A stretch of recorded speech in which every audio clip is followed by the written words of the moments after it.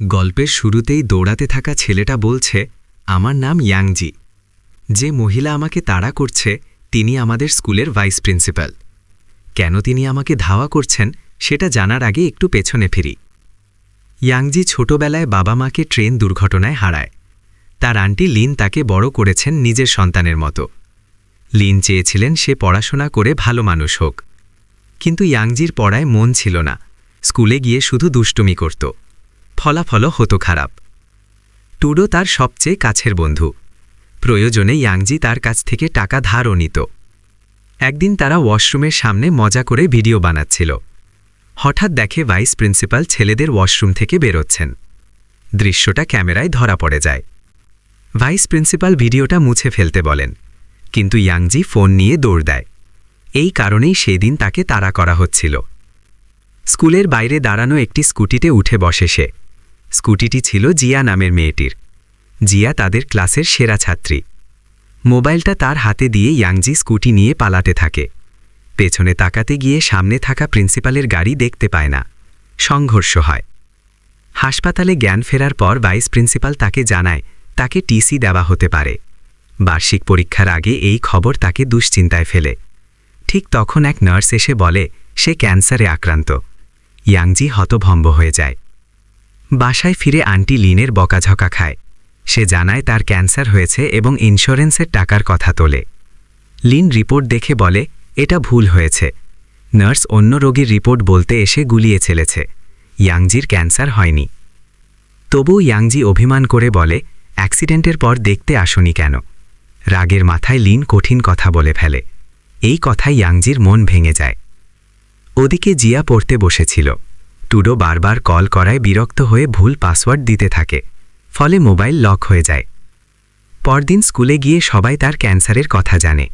Vice principal আলাদা করে ডেকে বলে তাকে টিসি দেওয়া হবে না, বন্ধুদের সাথে সময় কাটানোর সুযোগ দেওয়া হবে। এই সুযোগে ইয়াংজি অসুস্থতার অভিনয় চালিয়ে যাওয়ার সিদ্ধান্ত নেয়। টুডো তাকে অসুস্থ দেখানোর জন্য মেকআপ করে দেয়, কিন্তু দেখতে অদ্ভুত লাগায় সেটা বাদ দেয়। সে ভাবে অভিনয়ই যথেষ্ট। এরপর থেকে সে ক্লাসে হাত তুলে বলে শরীর খারাপ। শিক্ষকরা কিছু না বলেই ছুটি দেন। অজুহাতে অন্যদের খাবারও খেয়ে নেয়। একদিন দোকানেও অসুস্থতার কথা বলে ছাড় চায়। দোকানদার টাকা ছাড়া কিছু দেয় না। জিয়া সব লক্ষ্য করছিল। তার সন্দেহ হয় ইয়াংজি ভান করছে। পরদিন জিয়া তার পাশের সিটে বসে। টুডোকে অন্য জায়গায় সরানো হয়। জিয়া জানায় সে এখন থেকে নজর রাখবে। টিফিনে জিয়া রিপোর্ট সম্পর্কে জানতে চায়। ইয়াংজি আর টুডো মিলে বলে পাকস্থলীর ক্যান্সার। জিয়া তার সামনে থেকে চিপস ছড়িয়ে নেয়। ঠান্ডা পানি বন্ধ, শুধু গরম পানি আর সবজি খিচুড়ি। ইয়াংজির এসব একদম পছন্দ নয়। জিয়া বলে সুস্থ থাকতে এটাই দরকার। জিয়ার বন্ধু চ্যাননের সাথে পরিচয় হয়। ইয়াংজি অন্যদের খাবার নিতে গেলে জিয়া বাধা দেয়। সবার সামনে বলে কেউ খাবার শেয়ার করবে না। স্ট্রিট ফুডও তার জন্য বন্ধ হয়ে যায়। একদিন ক্লাসে দুঃস্বপ্ন দেখে চিৎকার করে ওঠে ইয়াংজি। জিয়া তাকে শান্ত করে। বাড়ি ফেরার পথে ট্রেন দেখে তার বাবা মায়ের কথা মনে পড়ে। মন খারাপ হয়ে যায়। পরদিন সে স্কুলে যায় না। জিয়া টুডোর কাছে জিজ্ঞেস করে ইয়াংজি আজকে আসলো না কেন। টুডো বলে তুমি ওর সাথে খুব কঠোর আচরণ করো, হয়তো সেই ভয়ে আসেনি। স্কুল ছুটি হলে জিয়া দেখে ইয়াংজির ব্যাগটা টেবিলে ঝোলানো। সে ব্যাগটা ফেরত দিতে চলে আসে। ব্যাগটা দিয়ে বলে ভবিষ্যতে স্কুল ফাঁকি দিলে নিজের জিনিসপত্র আগেই নিয়ে আসবে। এই কথা শুনে ইয়াংজি রাস্তার দিকে হাঁটা শুরু করে। একটুর জন্য গাড়ির অ্যাক্সিডেন্ট থেকে রক্ষা পায়। জিয়া থমকে দাঁড়িয়ে যায়। ইয়াংজি লেগে বলে এখন যদি অ্যাক্সিডেন্টে মারা যেতাম তাহলে আমার ভবিষ্যৎ থাকতো না, তাই ভবিষ্যৎ শব্দটা আমার সামনে বলবে না। এই বলে তাকে বিরক্ত না করতে বলে দেয়। বাসায় ফিরে ইয়াংজি ব্যাগটা ছুঁড়ে মারলে একটা নোটবুক বেরিয়ে আসে। সেখানে জিয়া ধাপে ধাপে লিখে রেখেছে কিভাবে ক্যান্সারের সাথে মোকাবেলা করতে হয়। ইয়াংজি বুঝতে পারে জিয়া তার জন্য চিন্তা করে। ওইদিকে জিয়া নিজের শরীরের তাপমাত্রা চেক করে, ওষুধ খেয়ে ঘুমিয়ে পড়ে।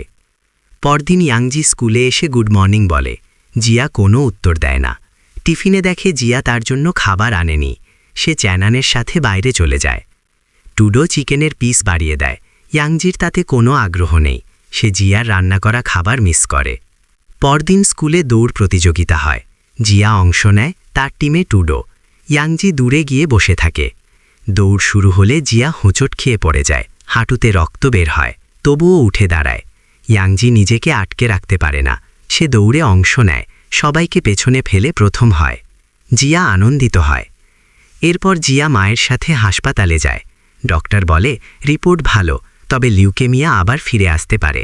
3 বছর ধরে চিকিৎসা চলছে। সে ছিল অবজারভেশন পিরিয়ডে। ডক্টরের কথা শুনে সে চিন্তিত হয়। তখন দেখে ইয়াংজি মেসেজ করেছে, সেদিনের জন্য সরি বলেছে। জিয়া তাকে ক্ষমা করে।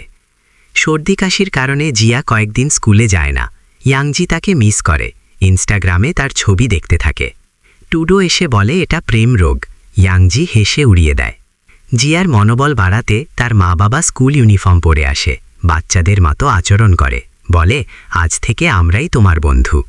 কিছুক্ষণ পর ইয়াংজি নোট নিয়ে জিয়ার বাসায় আসে। লাঞ্চের সময় তাকে ভেতরে ডাকা হয়। জিয়ার বাবা কঠিন প্রশ্ন করে, অপারেশনের কথা জানতে চায়। ইয়াংজি বলে ছোট্ট একটা অপারেশন হয়েছে, চিহ্ন দেখতে চাইলে জিয়া থামিয়ে দেয়। খাবার খাওয়ার সময় ইয়াংজি বলে খুব সুস্বাদু হয়েছে। জিয়া বলে আগে তো বলেছিলে কুকুরের খাবার।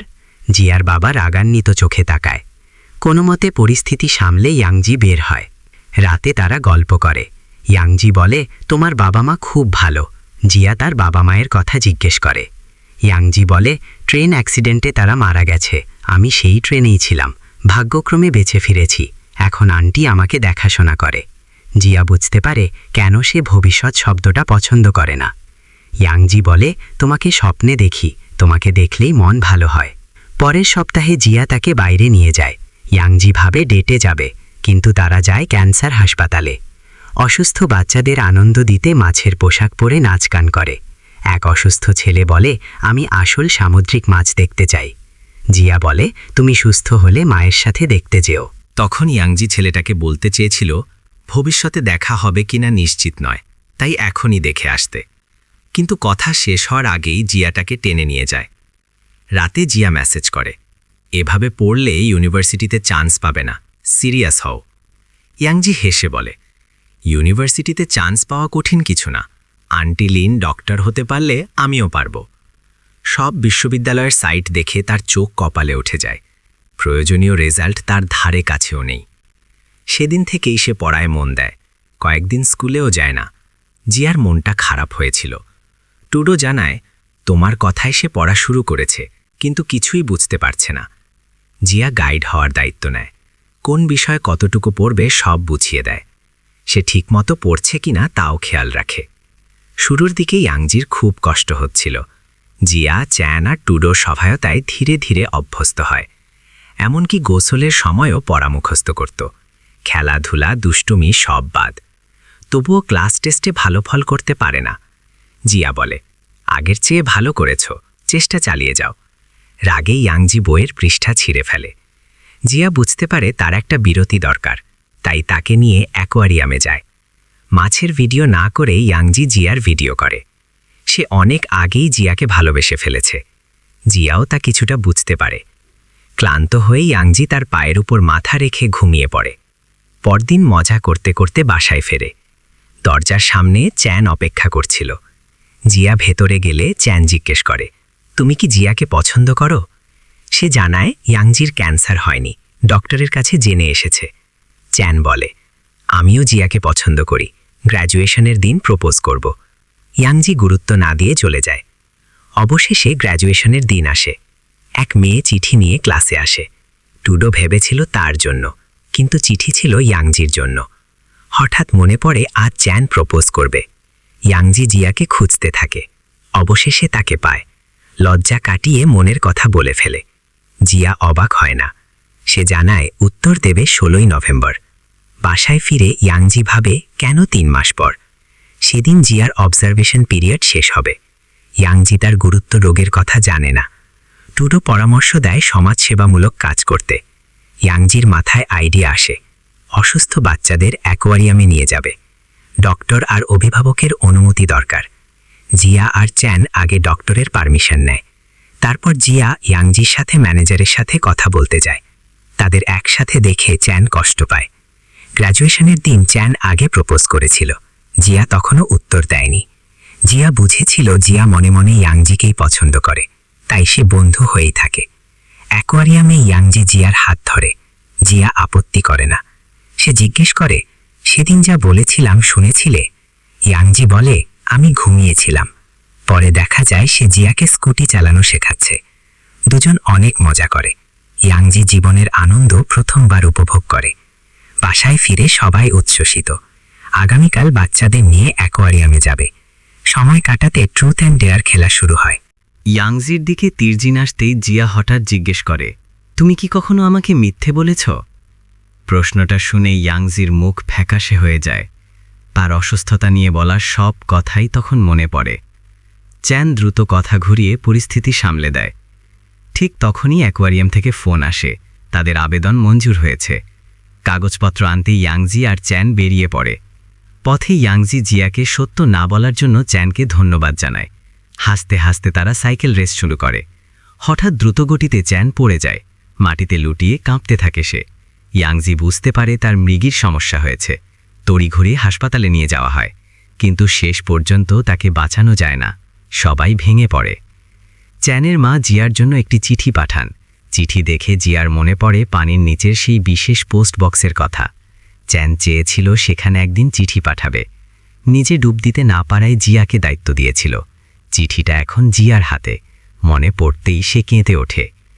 এদিকে ইয়াংজি অন্য শহরের বিশ্ববিদ্যালয়ে সুযোগ পায়। লিন তাকে পাশে বসিয়ে সত্য মিথ্যার পার্থক্য শেখায়। মিথ্যে দিয়ে কিছু পাওয়ার চেষ্টা না করতে উপদেশ দেয়। একটি এটিএম কার্ড তার হাতে তুলে দেয়। শহর ছাড়ার আগে ইয়াংজি জিয়ার সাথে দেখা করতে আসে। শপিংয়ের অজুহাতে তাকে বাইরে নিয়ে যায়। তারপর নোটবুক ফিরিয়ে দিয়ে সব সত্য বলে দেয়। ক্যান্সারের গল্প ছিল বানানো। স্কুল থেকে বের করে দেওয়ার ভয়েই সে নাটক করেছিল। রাতে জিয়া মেসেজ করে তাকে সুস্থ থাকার শুভেচ্ছা জানায়, তারপর ব্লক করে দেয়। ইয়াংজি নতুন শহরে চলে যায়। সময় কেটে যায়, কিন্তু সে জিয়াকে ভুলতে পারে না। সমুদ্রের দিকে তাকিয়ে চুপ করে বসে থাকে। মাঝে মাঝে ছবি পাঠায়, কিন্তু ব্লক থাকায় পৌঁছায় না। একদিন টুডু এসে বলে ইয়াংজি একটি ভিডিও পাঠিয়েছে। ভিডিওতে সে আবার ক্ষমা চায়, বলে এক মেয়ের হাসি তার ভবিষ্যৎ বদলে দিয়েছে। ভিডিও দেখে জিয়া কাঁদতে থাকে। হঠাৎ একদিন সে ইয়াংজির সামনে এসে দাঁড়ায়। দুজন স্কুটি নিয়ে বেরিয়ে পড়ে। পানির নিচের পোস্ট বক্সের জায়গায় যায় তারা।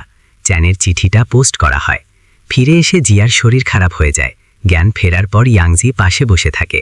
তখন জানা যায় জিয়ার লিউকেমিয়ার কথা। সে বলে বর্তমানটাকে উপভোগ করতে চেয়েছিল। ইয়াংজি চিকিৎসকদের সাথে কথা বলে। রক্ত দিতে হলেও প্রস্তুত বলে জানায়, কিন্তু মিল পাওয়া সহজ নয়। তারপর থেকে সবসময় জিয়ার পাশে থাকে।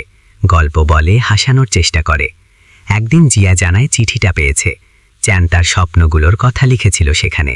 ইয়াংজি একটি আইডি কার্ড দেখায়। জিয়ার নামের জায়গায় নিজের নাম লিখেছে। সে বলে, তুমি আমার মতো হতে চেয়েছিলে। জিয়া হাসে আবার কাঁদে। ইয়াংজি তার স্বপ্নের কথা আবার বলে। জিয়া জানে সময় খুব কম।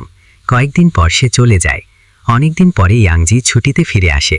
জিয়ার বাবা মায়ের সাথে দেখা করে। তার ঘরে গিয়ে নোটবুক খুঁজে পায়। একটি সিদ্ধান্ত নেয়। পানির নিচের পোস্ট বক্সে জিয়ার নামে চিঠি দেয়। লিখে ভবিষ্যৎ নিয়ে ভাবতে শিখেছে সে। এখন থেকে জিয়ার নামেই বাঁচবে। সেই ভবিষ্যৎ দেখবে যা সে দেখতে পারেনি।